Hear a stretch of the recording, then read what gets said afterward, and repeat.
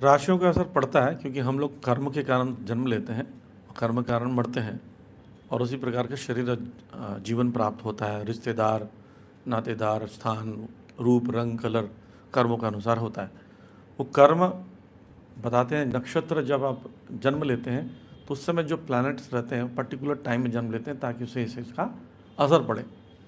तो राशियों का, नक्षत्रों का, शनि का आदि का असर पड़ता है, लेकिन भक्ति करेंगे हम अच्छे से तो सब राशियों का फर्क समाप्त हो जाएगा।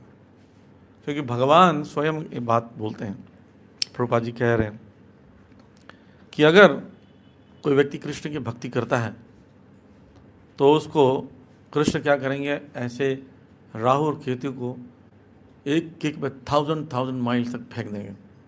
कोई असर नहीं पड़ेगा उसका राहु केतु का ऊपर, लेकिन भक्ति अच्छे से करनी पड़ेगी। जैसे शनि जी हैं, शनि जी भगवान के शुद्ध भक्त हैं। बताओ, शनि जिसके जीवन में आता है उसकी भक्ति बढ़ती है। समान नौकरी, धंधा, पानी, कपड़ा सब वो लुट जाएगा, लेकिन भक्ति उन्नति होगी।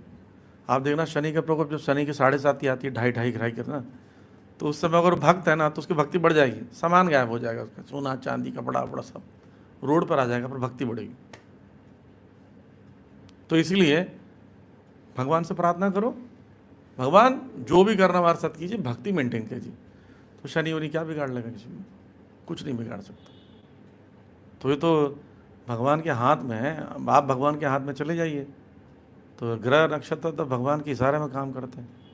इतने सारे प्लैनेट्स भगवान के इशारे में काम करते हैं, 2 मिनट में चेंज कर देंगे। हमारे साथ हुआ ऐसा, 27 साल की उम्र में हम कई बार बता चुके हैं, शादी का योग था, भगवान इतने बड़े प्रकोप से बचाया हमें। देखिए, तो आप भी प्रार्थना कीजिए जिसकी मैरिज नहीं हुई उनको भी बचा देंगे, तो भगवान बचा लेते।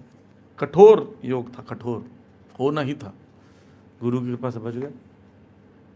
तो इसलिए प्रयास कीजिए, प्रार्थना कीजिए, अपने आप संभव हो सकता है।